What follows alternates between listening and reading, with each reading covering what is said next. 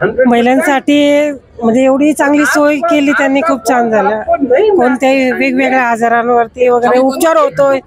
बघितलं की नवी सांगवी येथे सुरू असलेल्या अटल महाशिबिरामध्ये अनेक नागरिक सहभागी झाले. त्यामध्ये लहान मुलं आणि तरुणांपासून ज्येष्ठ नागरिक सुद्धा सहभागी झालेत. आपण आता काही महिलांशी बोलणार आहोत, त्यांचं मत जाणून घेणार आहोत. त्यांनी कोणत्या आजारावर उपचार केलाय त्यांच्याबद्दल सुद्धा जाणून घेणार आहोत आणि त्यांना कसा अनुभव एकंदरीत आलाय त्यांचं सुद्धा मनोगत आपण इथे जाणून घेणार आहोत.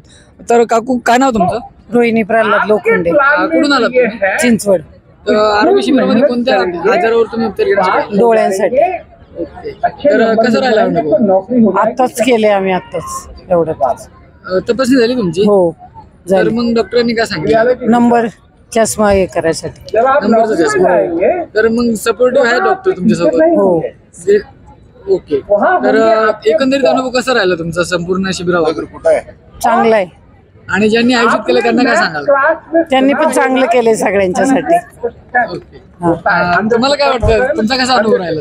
नाही, छान केलं. महिलांसाठी म्हणजे एवढी चांगली सोय केली त्यांनी, खूप छान झालं.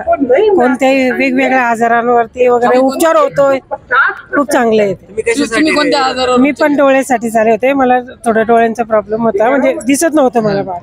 मी त्यासाठी आले होते. त्यांनी नंबर वगैरे दिला. कसा आला मग शिबिरामध्ये? शिबिरामध्ये अनुभव कसा आला? नाही, छान आला. छान वाटलं. तुमचा कसा अनुभव होता? खूपच छान. तुम्ही कोणत्या? नाही, डोळ्यांसाठीच आले होते, डोळे तपासणीसाठी.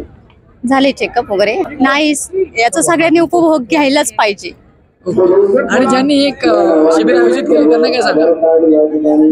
खूपच छान. सगळ्या आजारांवर वगैरे चांगली म्हणजे सोय व्यवस्थित छान. सुविधा मिळतात. हो, सगळ्या सुविधा मिळतात इथे.